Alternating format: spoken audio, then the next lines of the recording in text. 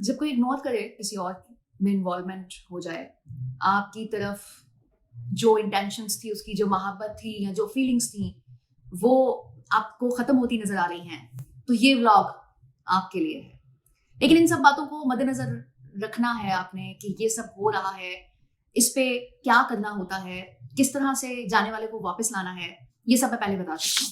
आज मैं आपके साथ शेयर करूंगी कि जब कोई इस तरह की तमाम हरकत कर रहा होता है तो आप ऐसी कौन सी गलतियां करते हैं जिसकी बेस पे दूसरा इंसान मजीद आपसे दूर होता चला जाता है। तो वो गलतियां जो कि आपको बिल्कुल नहीं करनी है, उसके बाद आपने वो वाले व्लॉग्स देखने हैं जिनमें मैंने बताया हुआ है कि करना क्या है। एक्चुअली ये काम पहले होना चाहिए था, क्योंकि लोग इस तरफ ज्यादा तवज्जो नहीं देते तो मेरी भी तवज्जो नहीं गई। लेकिन आज मुझसे एक सवाल किया गया, एक ईमेल आई थी, तो मैंने सोचा कि चले वो गलतियां भी आपके साथ शेयर करनी चाहिए जो कि आपने नहीं करनी है, या ऐसा एक्ट, ऐसी हरकतें जो कि इस तरह के सिनेरियो को और वर्स कंडीशन में लेके चली जाती हैं, वो कौन कौन सी हैं। इम्पल्सिव रिएक्शन, गुस्से में कुछ ऐसा एक्ट जो कि किसी के बिहेवियर पे आप देते हैं। अब बिहेवियर कैसा होता है, जब भी जो पहले मैंने आपको गिनवाई है बातें, कोई दूर जा रहा होता है तो आपकी जो रिएक्शन होता है या आपके माइंड में जो चीजें चल रही होती हैं वो क्या होती हैं। मुझे उतना वक्त नहीं मिल रहा जितना कि मुझे मिलना चाहिए, वो शायद किसी और की तरफ इन्वॉल्व है, वो दोस्तों में वक्त ज्यादा दे रहा है, ऑफिस में शायद काम ज्यादा है जिसकी वजह से वो मेरी वक़्त को जान नहीं रहा, मेरी तरफ ध्यान नहीं दे रहा। ये सारे सवालात आपकी माइंड में उभर रहे होते हैं और आप एक ऐसा रिएक्शन देते हैं जो कि आपको नहीं देना चाहिए। आप रिएक्शन उस पर देते हैं जो कि आपके माइंड में चल रहा होता है। तो इस चीज को जो सीधा करना है वो ये करना है कि जो जेन्युइन सिचुएशन है तब तक खामोशी इख्तियार करनी है, उसको जानना है।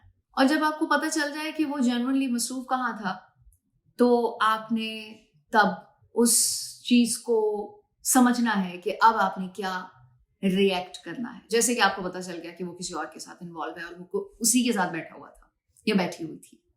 क्योंकि ये बात जहन में बिठा लीजिए कि किसी भी इंसान को आप खींच के उन फीलिंग्स का एहसास नहीं दिला सकते जो कि उसके अंदर पहले थी।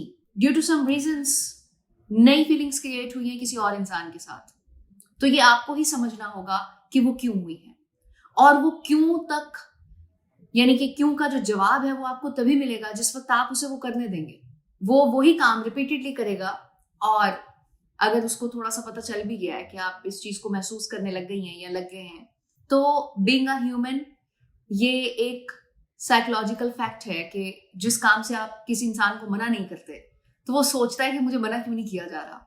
अगर उसे पता चल भी गया है कि हाँ ये भी जानती है कि क्या हो रहा है, तो फिर उस क्यूरियोसिटी में वो आपसे क्वेश्चन करेगा या आपके सामने कुछ खोलने की कोशिश करेगा, उन बातों को, उन चीजों को जिस बेस पे वो उस तरफ स्विच हुआ है। पॉइंट नंबर 2, कोई वर्स्ट सिचुएशन अज्यूम नहीं करनी। जो क्वेश्चन मैं आपको पहले बता रही थी जो कि आपके माइंड में उभरते हैं, उस वक्त आप उसको कैसे कंट्रोल करेंगे, ये बहुत जरूरी अमल है। इस सारे प्रोसेस के अंदर आपके जहन में आता है कि वो किसी और के साथ बैठा होगा, देर हो गई है, फोन नहीं उठाया, शायद किसी और के साथ है तभी मेरा फोन नहीं उठाया जा रहा, इग्नोर किया जा रहा है, वट एवर, जो भी चीज आपके माइंड में आ रही है नेगेटिव, उसको पॉजिटिव थॉट आपने देनी है, उसको रिप्लेस करना है। माइट बी पॉसिबल कि वो ऑफिस में कहीं बिजी हो, क्योंकि आपको जेन्युइन सिचुएशन तो पता ही नहीं है ना, तो आपने वो पॉजिटिव क्वेश्चंस अपने माइंड को देने हैं। ये आपस में लिंक करते हैं दोनों पॉइंट, क्योंकि पहले में मैंने आपको बता दिया कि आपने दूसरे के साथ क्या ट्रीटमेंट करना है, और दूसरे पॉइंट में मैंने बताया है कि आपने खुद को कैसे ट्रीट करना है इस सिचुएशन में। कहने को तो बहुत छोटी बातें हैं, लेकिन जिस वक्त जिस पे बीत रही होती है उससे पूछे कैसी तबीयत साफ हो रही होती है। जब आपके माइंड में किसी के लिए सवालात उठते हैं तो उस वक्त कितना ज्यादा इंसान एग्रेसिवली ट्रीट कर रहा होता है, खुद को भी और दूसरे इंसान को भी, और चीथड़े उड़ जाते हैं रिलेशनशिप के। तीसरी मोस्ट इंपॉर्टेंट थिंग जिसका आपने ख्याल रखना होता है इस तरह की सिचुएशन में, अपनी रिस्पेक्ट को मेंटेन रखना है। अगर ऐसी सिचुएशन आप फेस कर रहे हैं, जब थोड़ा वक्त गुजर जाता है तो इंसान हथियार डाल देता है बाज़ औक़ात, और वो ये सोचता है कि जैसा ये चाहता है मैं वैसा कर लूं, जो ये कर रहा है ठीक है, मैंने करने को तो कहा है कि उसको करने देना है।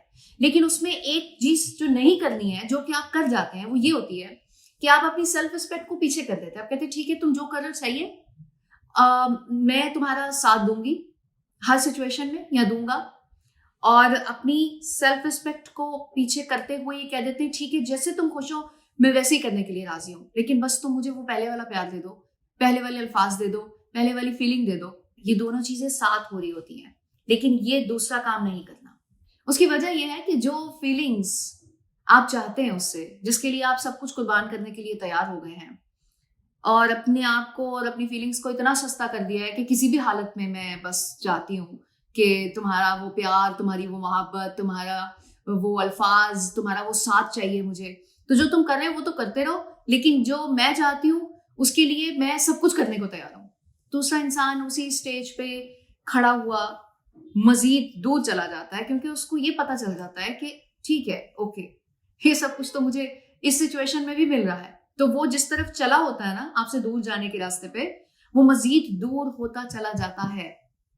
छोटी छोटी चीजें हैं जिनको सेपरेट करना है, एक करनी है एक नहीं करनी है। हम साथ साथ कर रहे होते हैं तो रिजल्ट ठीक नहीं आता। That's it.